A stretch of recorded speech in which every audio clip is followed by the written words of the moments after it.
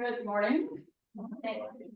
I'm Reverend Michelle Scott Huffman. My pronouns are she, her. I'm the minister here at First UU. And I am a average height woman. I normally say with pale skin, but several people have told me this week I'm not as pale as I think I am. So with maybe slightly tan skin. And salt and pepper hair that's short and spiky. I'm wearing gray pants and a red plaid shirt. And we are talking about transformation today. And I have just transformed from the try to rescue the AV situation person to the person who's going to deliver the message. So hopefully you folks on Zoom can hear me because I'm not sitting at the computer to deal with it if you can't.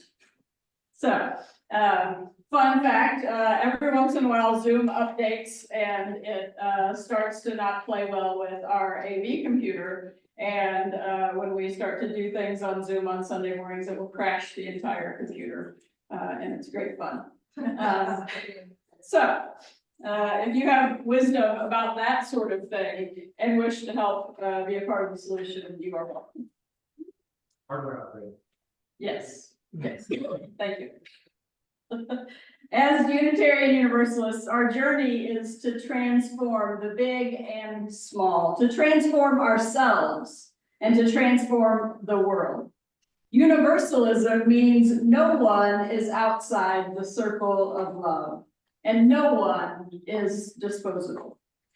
Those are the words of Elizabeth Nguyen. And they are a powerful invitation into today's UU values exploration into the word transformation.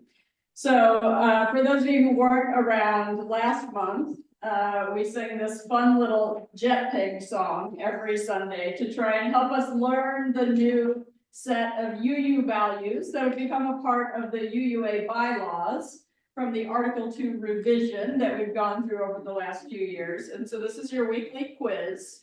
To see if you remember what Jet Pig is supposed to help us remember. So justice, equity, transformation, pluralism, interdependence, and generosity. See, the song worked. So one of the things that we've been doing is we've been thinking about what it means for us as a community and for us as individuals to live into these values is to explore them, to explore the process that the Article 2 committee went through, the theological reflection that they used in that process, and to think locally about what it means for us to engage in this thing, which is today transformation. So I've been reading a little bit of the Article 2 language and this theological reflection that's written by Reverend Dr. Sherry Prudhomme. And I'm going to share some of that with you today. So the new Article 2 language says, transformation, we adapt to the changing world. We covenant to collectively transform and grow spiritually and ethically. Openness to change is fundamental to our Unitarian Universalist heritages, never complete and never perfect. Reverend Dr. Sherry Prudhomme's theological reflection on transformation says this. One of the hallmarks of liberal religion, Unitarian Universalism included, is the idea that revelation is not sealed. That is to say, our religion can and will change by the discovery or unveiling of new truths and new ways of understanding all existence and the sacred. At its core, then, our theological heritage proclaims an abiding openness to change. From our early roots in Universalist and Unitarian Christianity, through the blossoming of humanism and ongoing dialogue with scientific developments, to the re-emergence of a sense of spirituality and creative interplay with humanism, process theology, liberation theologies, and religious naturalism, to a religious pluralism that embraces traditions and practices emerging from the organic multi-religiosity of UUs today. Unitarian Universalism has evolved in the context of a changing American and global society and in response to new insights from an ever-widening circle of voices and perspectives. She goes on to say, in a way that mirrors the openness of our tradition as a whole to change, Universalists and Unitarians also understand every person not to be fixed in belief, capacity, or ethical orientation. Early Unitarians and Universalists moved away from the Christian catechism as the primary vehicle for religious education toward an emphasis on drawing out the capacities, insights, questions, and understandings of children and adults. This orientation to religious education continued through the 20th and 21st centuries in a spiral-like fashion that is never perfect and never finished. We pay attention and learn from experience, reflect on it religiously, supported by engagement in religious community, respond and act in the world, and repeat the cycle. Our religious communities at their best are places where we grow our capacities to be with experience in all its complexity and paradox, to listen deeply to one another, to allow ourselves to be seen and held in love, and to respond creatively and collectively. Reverend Dr. Rebecca Parker, Emerita Professor of Theology and former President of Starr King School for the Ministry, has asserted that the spiritual practice at the center of Unitarian Universalism is education. Transformation characterizes Unitarian Universalist religious life as we grow spiritually and ethically throughout the lifespan. So I want to back up to that sentence right before the last one, that the spiritual practice at the center of Unitarian Universalism is education. If in fact the spiritual practice at the center of this faith is education, we need look no further than Ralph Waldo Emerson, patron saint of American Unitarianism, for hints about how education leads to transformation.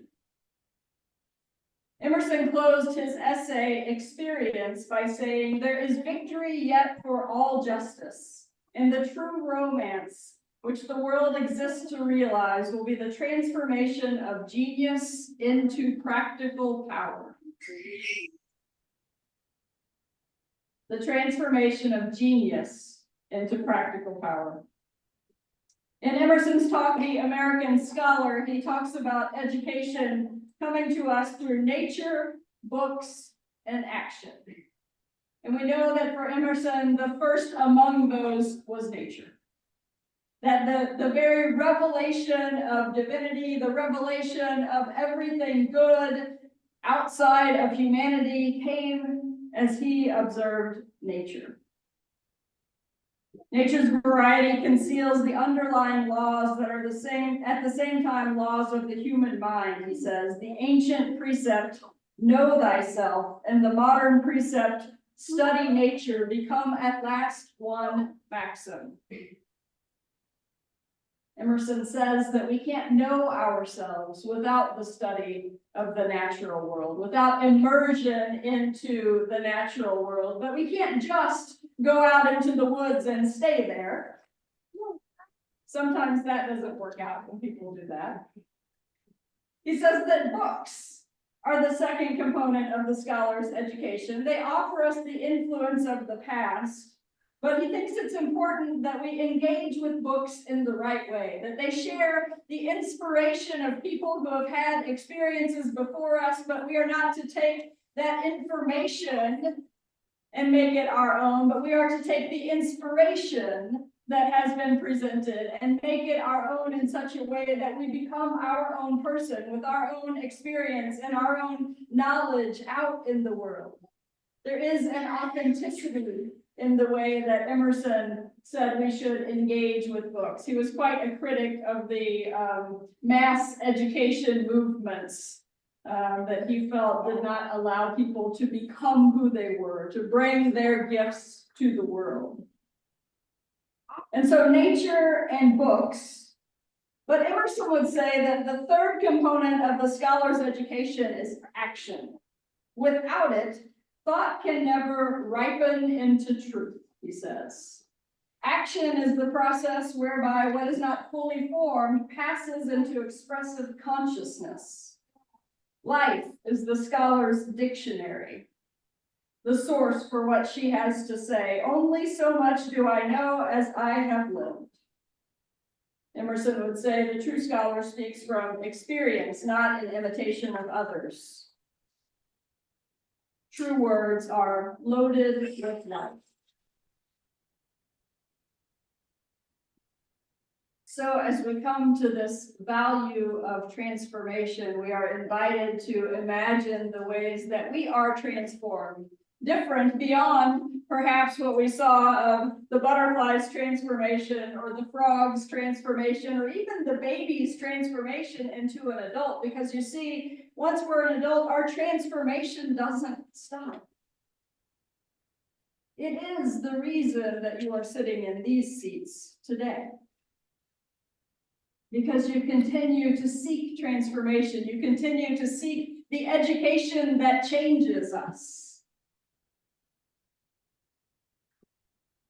But even as Emerson was calling for transformation through education and religious practice, women were calling for that transformation and more. The transformation even of liberal, religious, social, and political systems that treated them as second-class citizens.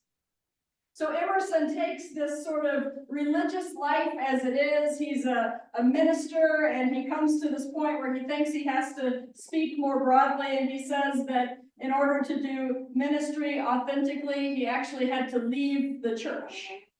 And so he starts writing in a way that his teachings are more broadly received, but they didn't go far enough. They weren't progressive enough for the women of his day. And even as he was doing that work of transformation, women of all ages and all types, from all sorts of religious backgrounds and all sorts of ethnicities, were doing the work of making women be seen as human beings.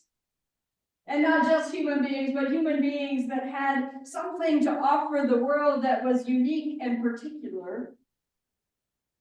And so one of the women that was working in this time period was Frances Ellen Watkins Harper, an African-American woman who worked tirelessly for abolition, temperance, and suffrage while also pursuing a literary career as a poet and novelist.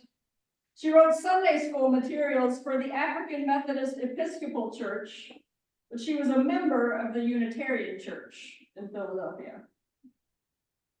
Frances Ellen Watkins Harper spoke to the World Congress of Representative Women at the 1893 World's Fair in Chicago, and her speech calls for an expansion of what we understood by Emerson's practical power. Harper proclaimed, "Today women hold in their hands influence and opportunity, and with these they have already opened doors which have been closed by others." She says, by opening doors of labor, woman has become a rival claimant for at least some of the wealth monopolized by her stronger brother. In the home, she is the priestess. In society, the queen. In literature, she is a power. In legislative halls, lawmakers have responded to her appeals and for her sakes have humanized and liberalized their laws. This is 1893. The press has felt the impress of her hand. In the pews of the church, she constitutes the majority. The pulpit has welcomed her, and in the school, she has the blessed privilege of teaching children and youth. To her is apparently coming the added responsibility of political power. And what she now possesses should only be the means of preparing her to use the coming power for the glory of God and the good of mankind. For power without righteousness is one of the most dangerous forces in the world. In 1893, an African-American woman was proclaiming to the World Congress of Representative Women that power had already come to the woman in public life, in religious life, in social life. Harper's words bring to mind the lyric from Hamilton where Angelica sings, "When I meet Thomas Jefferson, I'm going to compel him to include women in the sequel." But that wasn't the last sequel. The thing about continued growth and transformation is that the expanded inclusion doesn't stop there. In the 1970s, there were great strides in inclusion of gay and lesbian people in church and society. But we know that even now, that work isn't complete, never perfect and never complete, as the theological reflection says. And even as we struggle to reach the fullness of that transformation, we are invited to yet other forms of transformation. In June of 2017, delegates to the UUA General Assembly in New Orleans overwhelmingly voted to approve language to make Unitarian Universalism's second source more inclusive to people of all genders.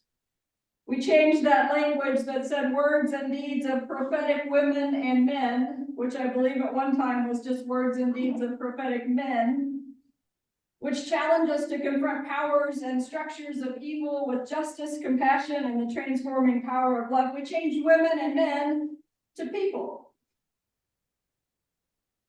And it was not without a fight.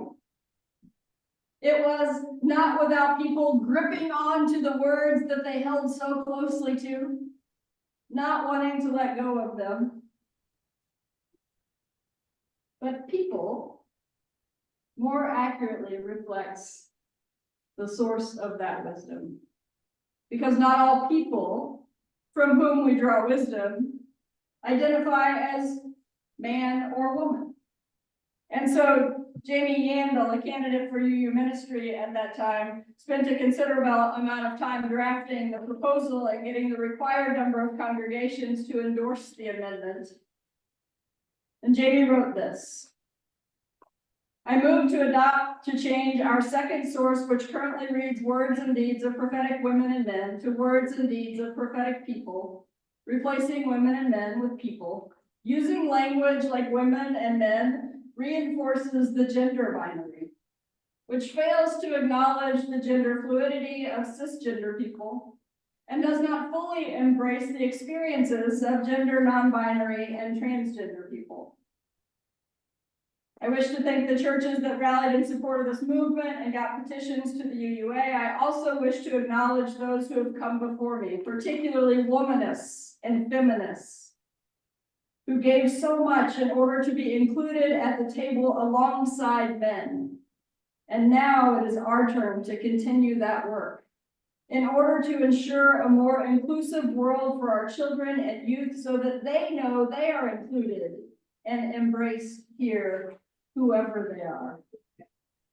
And so you see, the point that I'm trying to make is that our transformation is never the final word. Right? Our transformation is so that other people might have transformation in their lives as well. Our liberation is for the liberation of the next person down the line. And we have learned so much about inclusion just in this last decade. Inclusion of people who have differing physical abilities, inclusion of people who are neurodiverse, people who show up in spaces in different ways, people who experience a church service in different ways, people who are unable to come into the space and join us on Zoom, thanks be to COVID, right? The things that we learn that help us transform ourselves into more open and welcoming spaces are a gift to other people, but they're also always a stepping stone so that someone further down the line can be included. And that, friends, is transformation. And it never, ever stops. And I hear my friends who are of a certain age who sometimes are tired of learning new things. And sometimes you just want to rest in the things that you know now and not have to learn new things. And sometimes you want to be in the spaces that are comfortable for you and not have to be uncomfortable. But transformation doesn't work that way. But the beauty is that what we can do as a community is we can build spaces where people who need stability and comfort can rest in that stability and comfort, and people who are on fire to burn things down and to build new systems can also be in the same space. That we can figure out how to be transformed together in a way that transforms the world outside in so many different ways. We can do that. And that is transformation. At the beginning of this message, I shared Dr. Prudhomme's statement that our theological heritage proclaims an abiding openness to change. And I hope that I demonstrated in some ways that openness to change that has been a part of our heritage. But in the spirit of our forebears, let's not stay there. What if we then ask, what about our theological future?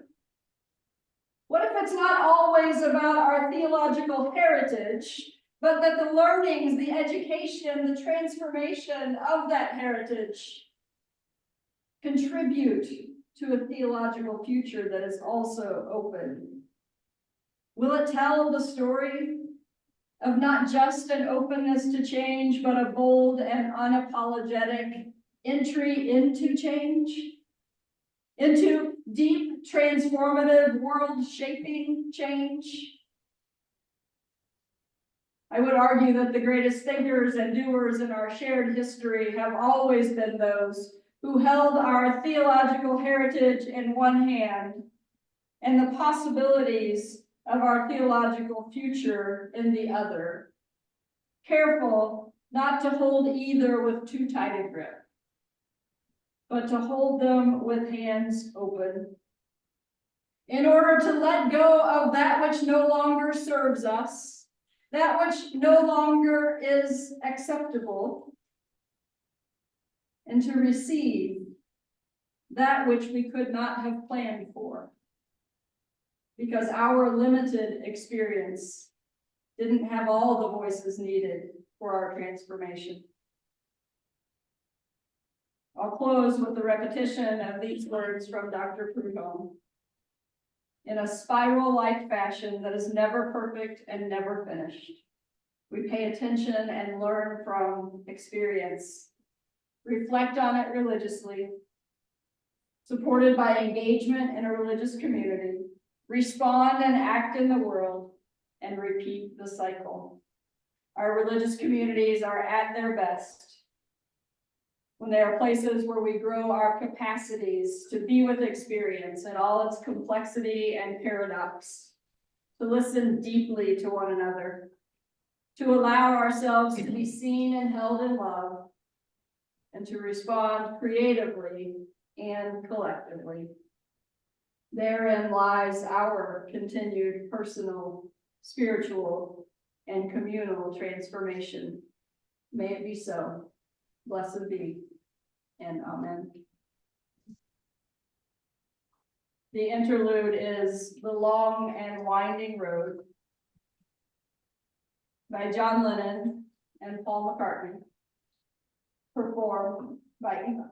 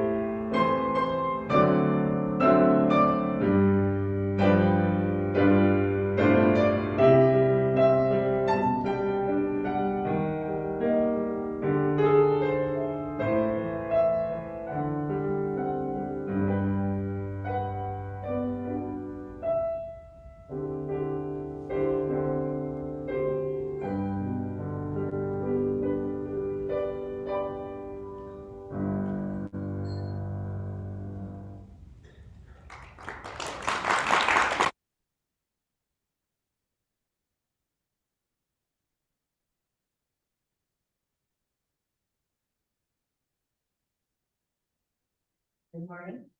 My name is Farrow. I use she, her pronouns. And I am a white lady in her forties with brown hair and a black dress on today.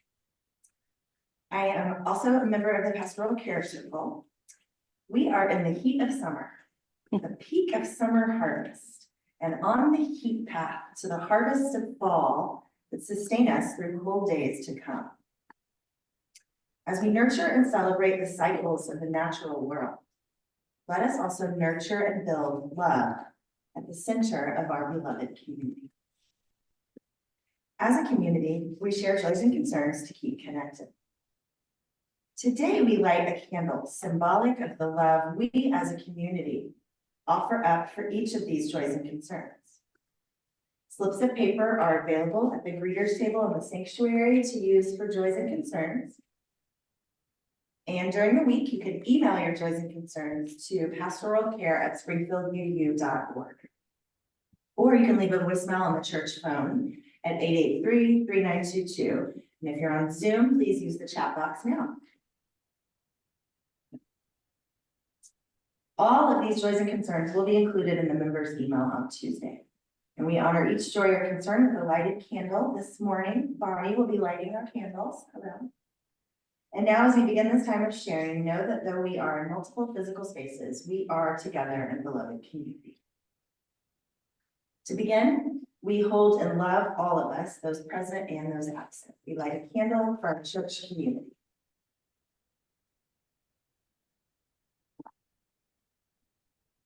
Holly Graves shares with us a concern for my husband, E.W. He's had a rough time suffering from the effects of chemo this week. So we light a candle of concern.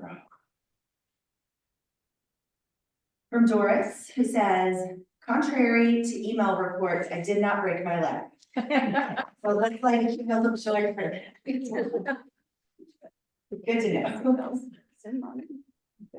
Eva shares a joy. She says, I want to thank Laura and Sam for a wonderful time at the American Music Festival in Eugene, Oregon, and for taking a day to show me the coastal mountains and ocean. Light a candle of joy for the feet. Jess shares with us that school start for Jay and I tomorrow. Please wish us luck. He starts first grade and I start my final year in my associate's program. And from Laura, she says, it's been a joy to be able to observe the antics of a red fox family who apparently settled in under our back porch while we were out of town for 30 days. We light a candle of joy for the fox. And then I have one that says, Bill and Helen White, longtime members of the church, recently celebrated their 70th wedding anniversary.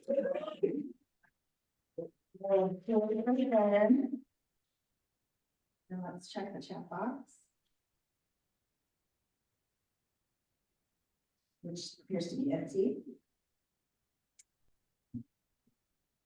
So we honor the complex and heartbreaking struggles of our world. We light a candle for all who are impacted. And in closing, for those joys and concerns that remain unspoken, we light a candle.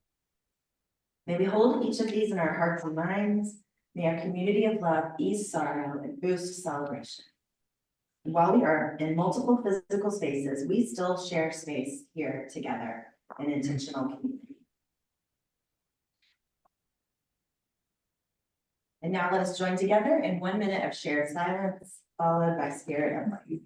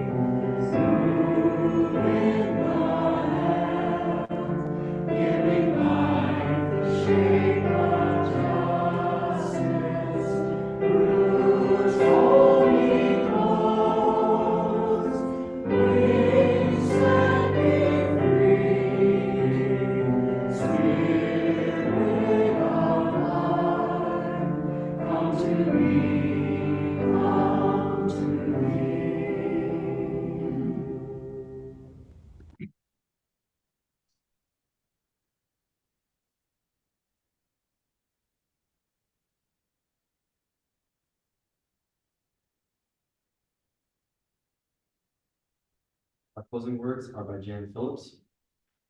We are attendants at the wake of the old way, and each of us, through our actions, our thoughts, our work, and our relationships, is midwifing a new world into existence. This is our destiny, our meaning, our purpose.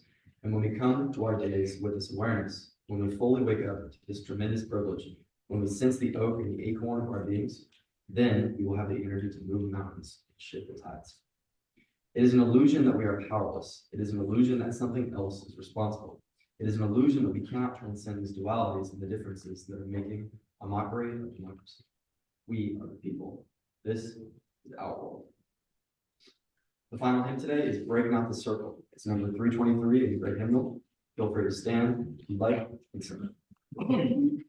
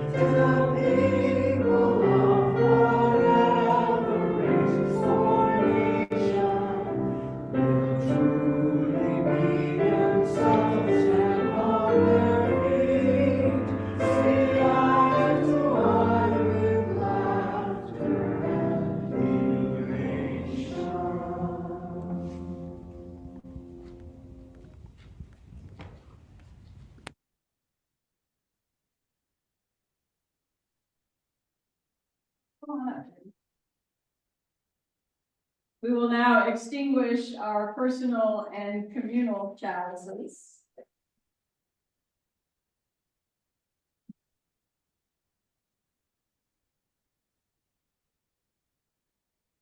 And friends, my hope for you today is that you leave this place just a little different than you came. Having gotten just a little of what you need and taking it out into the world to share it with others for the transformation of the world. Please join me in our unison closing words. Our service here is ending. Our service to the world begins anew.